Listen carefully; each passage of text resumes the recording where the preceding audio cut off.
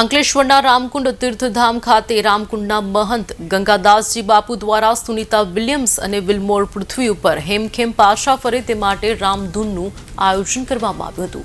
રામધૂનના નર્મદા પરિક્રમા કરતા ગુમાનદેવ મંદિરના મહંત મનમોહનદાસજી સહિતના ભક્તો, સ્થાનિકો અને મહિલાઓ ઉપસ્થિત રહી હતી।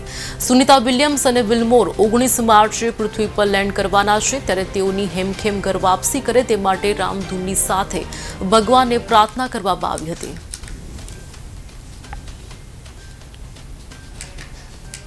આપણો ભારત દેશ જ્ઞાની પણ છે અને વિજ્ઞાની પણ છે। આપણા હિન્દુસ્તાનની શક્તિ સ્વરૂપા આપણી હિન્દુસ્તાનની દીકરી સુનિતા વિલિયમ્સ છેલ્લા 9 મહિના થયા અંતરિક્ષમાં ઘણી એમણે શોધખોળ કરી અને એ ફસાયેલા પણ છે।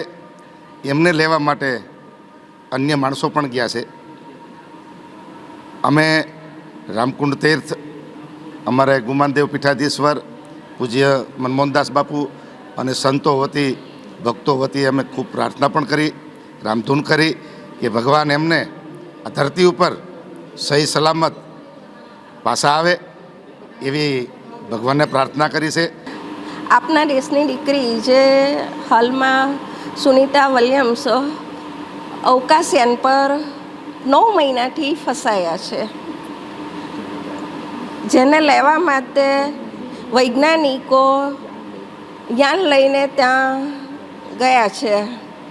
તો તે હેમખેમ પાછા આવે એના માટે અમે પ્રાર્થના કરીએ છીએ, રામધૂન રાખી છે ને હેમખેમ પાછા આવશે જ।